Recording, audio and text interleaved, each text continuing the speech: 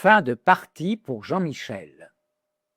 Lettre ouverte à Madame Laure Becuot, procureur de Paris, et à Monsieur Kevin Vezien, jeune juge d'instruction, 14 juillet 2025. Copie recommandée avec accusé de réception à Madame Cécile Meyer-Fabre, doyen des juges d'instruction. Copie à Monsieur Mathias Guillomard, président de la CEDH. Copie à Maître Fabrizio Nucea, expert auprès du Comité international pour la protection des droits de l'homme. Chère Madame le procureur, cher Monsieur le juge d'instruction, permettez-moi de vous offrir mes plus sincères remerciements pour vos aveux. Vous avez tout à fait raison. Oui, Brigitte, c'est bien Jean-Michel. Point 1. Je dois avouer que j'ai honte du piège. Le 19 juin dernier, sur les réquisitions d'un substitut de la section AC2 du parquet du tribunal judiciaire de Paris, vous, monsieur Kevin Vezien, avez cru bon de rendre une décision d'irrecevabilité de la plainte contre X que j'ai déposée auprès du doyen des juges d'instruction en date du 13 décembre 2024 et qui a été transmise au parquet en février 2025 au motif d'usurpation d'identité, faux et usage de faux, détournement de mineurs et viol par personne ayant autorité, mariage illégal, usurpation de fonction, escroquerie au jugement et atteinte aux intérêts fondamentaux de la nation et à la sûreté de l'État. Madame Laure Becuot, ci-devant procureur du tribunal judiciaire de Paris, je dois humblement vous avouer que j'ai honte du piège que j'ai mis sur le brillant chemin de votre irréprochable carrière de haut magistrat et dans lequel vous êtes tombé sans même vous en apercevoir, exactement comme je l'avais anticipé, tout en y entraînant le jeune juge d'instruction Kevin Vezien. Ce faisant, je crois néanmoins que j'ai au minimum rendu service à votre âme en lui offrant la possibilité d'alléger son karma. Point 2. Du refus d'instruire aux aveux. Qu'est-ce à dire? En refusant d'instruire ma plainte, pourtant solidement argumentée, vous, monsieur Kevin Vezien, sur la base de l'avis des subordonnés de madame Laure Becuot, vous empêchez en effet de mettre fin à cette insupportable prétendue rumeur qui conduit à ce jour plusieurs millions de nos concitoyens à connaître ce secret de polichinelle. La prétendue Madame Brigitte Macron est bien en réalité un homme travesti, portant des seins de pacotille et ayant mis sous emprise un de ses élèves de 14 ans avant de se marier illégalement avec lui et de le conduire aux plus hautes fonctions de l'État. Un seul acte d'instruction, d'une simplicité biblique, conduit par vous-même, aurait pu en effet, à supposer que cette prétendue rumeur soit fausse, aboutir à la dissoudre définitivement en apportant la preuve irréfragable du sexe biologique féminin de l'individu qui se présente comme Brigitte Trogneux, épouse Macron. Pourtant, vous avez l'un et l'autre agi pour empêcher ce simple acte d'instruction qui aurait pu mettre fin aux déclarations quelque peu tonitruantes de la journaliste américaine Candace Owens, qui fait désormais connaître depuis plusieurs mois aux populations et aux élites politiques du monde entier ces cruelles vérités mises en évidence depuis plusieurs années par les enquêtes solidement documentées de Natacha Ray, puis de Xavier Poussard, Alain de Pressibus et Lionel Labos. Le 10 juillet, comme vous ne pouvez l'ignorer, la Cour d'appel de Paris a rendu une décision de relax de Natacha Ray et Amandine Roy, précisément au regard de ce qui leur était reproché, à savoir mettre en lumière ce faux secret que j'évoque ci-dessus et que d'aucuns persistent à considérer comme une rumeur infondée. En interdisant à l'institution judiciaire, en tant que procureur et en tant que juge d'instruction, de conduire une indispensable instruction attendue par des millions de Français, vous avouez donc que oui, Brigitte est bien Jean-Michel. Soyez-en remerciés. Point 3. Un secret de Polichinelle connu des plus hautes autorités de l'État.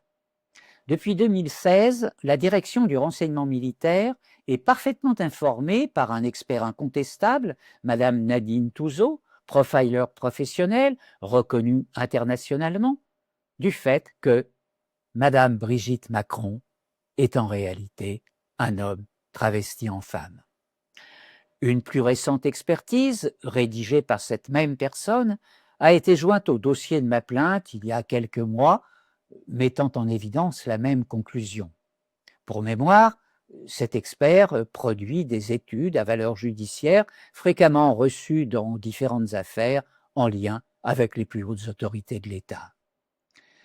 Depuis décembre 2024, plusieurs membres des forces de l'ordre public, policiers, gendarmes ou militaires, ainsi que des magistrats m'ont fait savoir directement ou par l'intermédiaire de mes relations personnelles que oui, Brigitte, c'est bien un homme du nom de Jean-Michel Crenieux.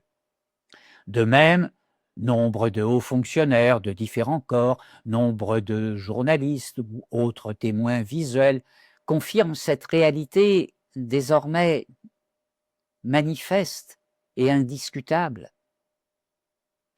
Je ne peux donc pas croire un seul instant, chère Madame Laure Becuot, cher Monsieur Kevin Vezien, au regard de vos niveaux de responsabilité, de vos niveaux de formation intellectuelle et des logiciels neurocognitifs dont vos cerveaux ne peuvent pas ne pas disposer, que vous ayez la naïveté de vous laisser hypnotiser par les apparences de la doxa.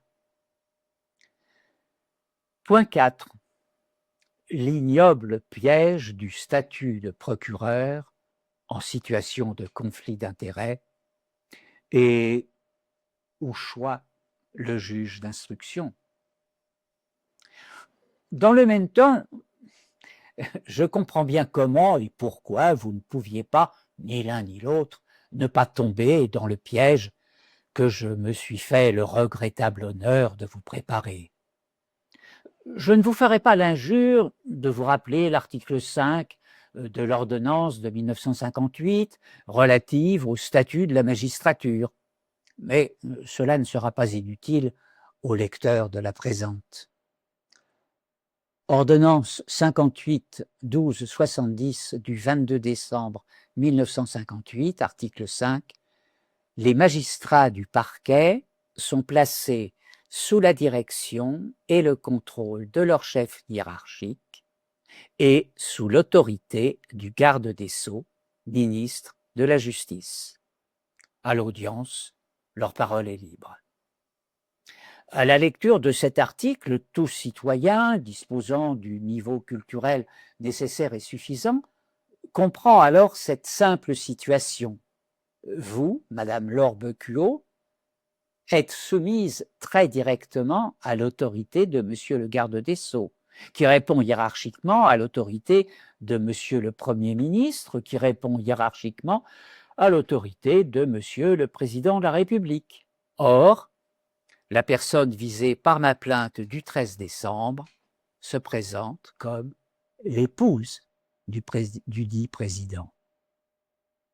Comment un citoyen français, disposant d'un cerveau en état de marche, pourrait-il ne pas considérer que vous, Madame Laure Becuot, vous êtes manifestement placée en situation de conflit d'intérêts, Comment en effet rendre un avis d'ouverture d'une instruction relative aux crimes et délits commis par celle qui cache celui que je dénonce, au risque d'assumer pleinement vos responsabilités de procureur, mais d'y perdre aussitôt votre carrière?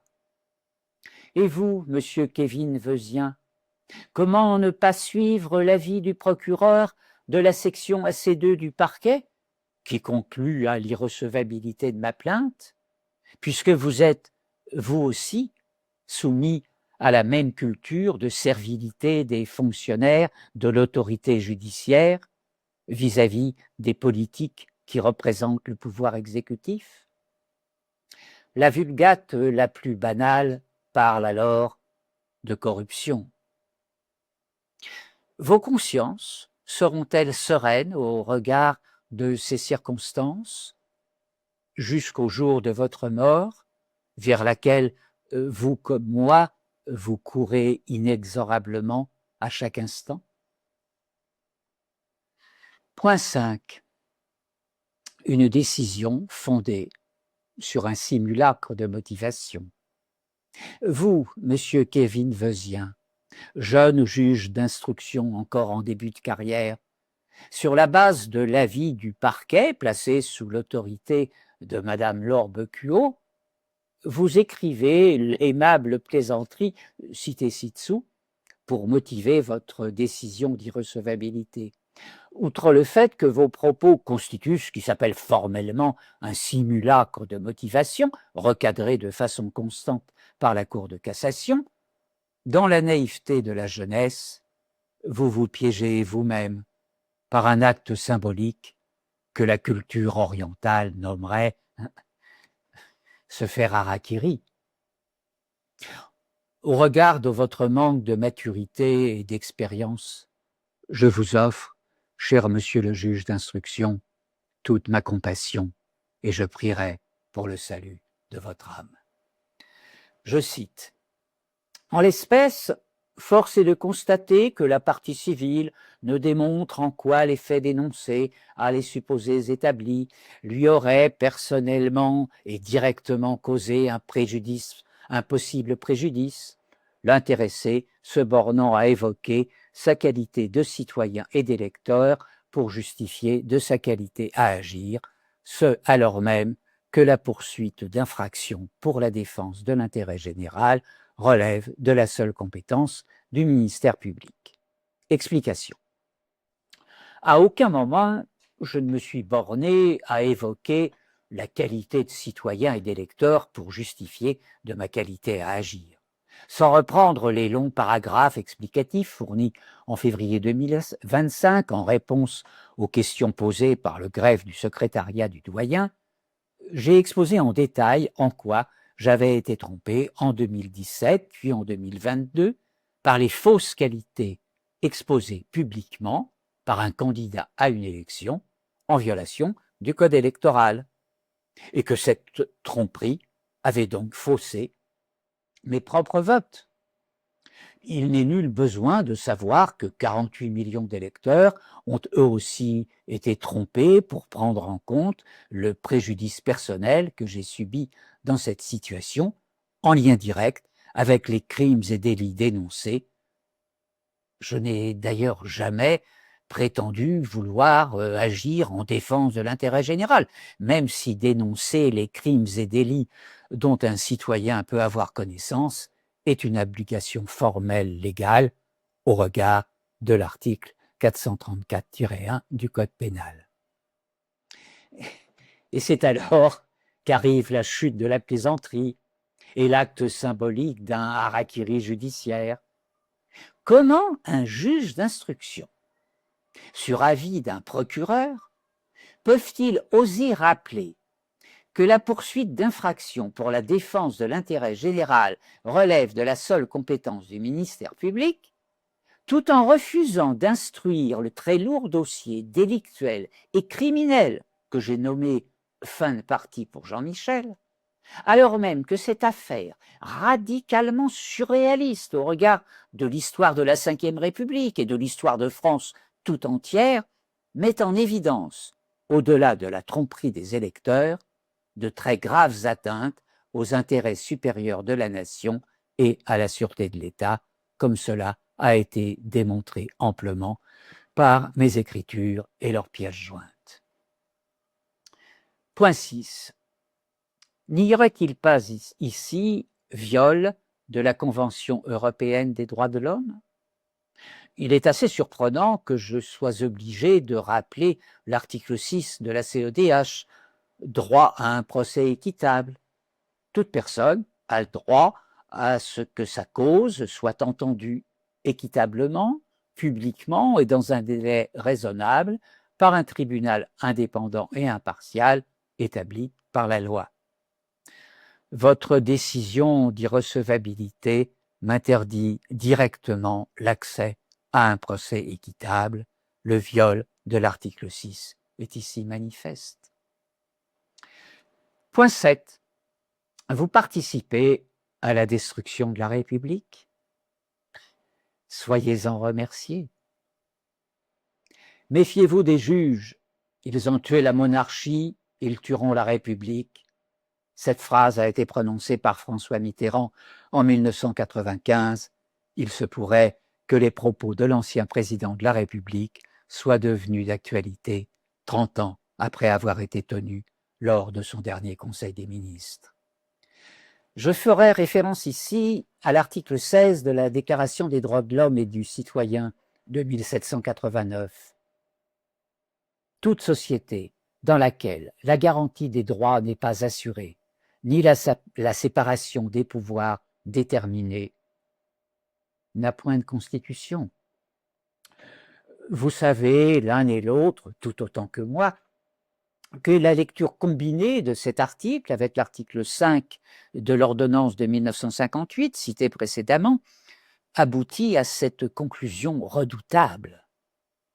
L'État français, à ce jour, n'a pas de constitution. Puisque le pouvoir judiciaire n'en est pas un, l'institution judiciaire n'étant qu'une autorité, et que ses procureurs sont sous la dépendance hiérarchique directe du pouvoir exécutif. Enfin, vous avez parfaite connaissance, tout autant que moi, des arrêts Medvedev et Moulin de la CEDH des 29 mars et 23 novembre 2010 et de leurs conclusions. Comment l'opinion publique pourrait-elle, dans ces conditions, retrouver une image positive de l'institution judiciaire en sortant de la conviction désormais bien installée chez des dizaines de millions de Français de l'absolue et radicale corruption de l'autorité judiciaire aux dépens de la population générale et au profit de ces élites politiques corrompues, pour ne pas dire criminelles pour certains. Je vous invite à prendre connaissance de l'allocution solennelle que j'ai prononcée le samedi 21 juin dernier à l'occasion du bal des quenelles chez M. Dieudonné Mbala, le jour où le général récemment décédé, Dominique de la Warde, a été nommé récipiendaire d'une quenelle d'or remise entre les mains du général André Coustou. Vous en trouverez le texte en suivant ce lien, professiongendarme.com, détail en description de la vidéo, ainsi que la vidéo correspondant à cette allocution sur la même description. Serez-vous fier le jour de votre décès ou demain matin devant votre miroir d'avoir participé si activement à la mort de l'état de droit dans notre pays, en ayant refusé d'instruire une affaire aussi grave et désormais internationalisée aux dépens de la France que celle de l'usurpation d'identité et de fonction mise en œuvre par un certain Jean-Michel Trogneux, se faisant passer pour Brigitte, prétendument épouse Macron. Point 8. Vous pourrez peut-être sortir du piège dans lequel vous êtes grâce à l'énergie du féminin sacré. Comme vous pouvez vous en douter, cher monsieur le juge d'instruction Kevin Vezien, j'ai formé appel de votre décision dès le lundi 30 juin, dans les délais et les formes imposées par la procédure. Mais ce n'est pas tout. Dans le même temps où je rédige la présente missive que je vous adresse par courrier recommandé avec accusé de réception et que je publie largement sur les réseaux sociaux et par courriel à plus de 60 000 citoyens, Madame le doyen des juges d'instruction va recevoir prochainement les constitutions d'une douzaine de nouvelles parties civiles, dont 11 femmes et un homme, qui entendent déposer plainte à la suite de la mienne, et ce, avec un motif complémentaire qui fonde très clairement leur intérêt à agir, à savoir l'atteinte à la dignité des femmes, au regard de l'ensemble des autres motifs exposés dans la plainte du 13 décembre. À titre personnel, il ne me sied guère de laisser au fond du piège que je leur ai tendu pour des raisons pédagogiques à des humains par trop naïfs, pris dans les rets psychosociaux d'un système pervers pédocriminel tel que le système politique que nous subissons tous depuis nombre d'années. Je vous offre donc la lecture du texte suivant, appel solennel aux femmes de France à mobiliser le féminin sacré pour arrêter les criminels d'État, 15 août 2024. Lire le texte ou voir la vidéo en lien dans la description de la présente. Et je vous invite à méditer cet écrit. Peut-être y puiserez-vous le courage d'assumer pleinement les responsabilités spirituelles, morales, politiques et juridiques qui sont les vôtres, en tant qu'être humain, en tant que femme et en tant qu'homme, en tant que citoyens et électeurs, et enfin en tant que procureur et en tant que juge, en osant initier une instruction sérieuse sur ce que l'histoire retiendra de façon inéluctable comme le plus grand scandale de toute l'histoire de la République française, tout en signant la fin incontournable et salutaire de celle-ci. Point 9. Ma sécurité est sous votre responsabilité. Au regard des circonstances, je vous informe que je place ma sécurité personnelle sous votre responsabilité en tant que procureur de la République et en tant que juge d'instruction auprès du tribunal judiciaire de Paris. Je ne suis pas suicidaire et suis en bonne santé. En référence, afin que nous nous comprenions bien, professiongendarme.com, une brigade d'assassins à l'Élysée, Pierre Duriau. Soyez assurés, chère Madame le procureur, cher Monsieur le juge d'instruction, que je prierai pour votre rédemption et le salut de vos âmes, et que je n'abandonnerai jamais cette affaire. Pour que vive la France, libre et souveraine, dans la confiance et la bienveillance. J'ai dit, Christian Cotten, Paris, le 14 juillet 2025.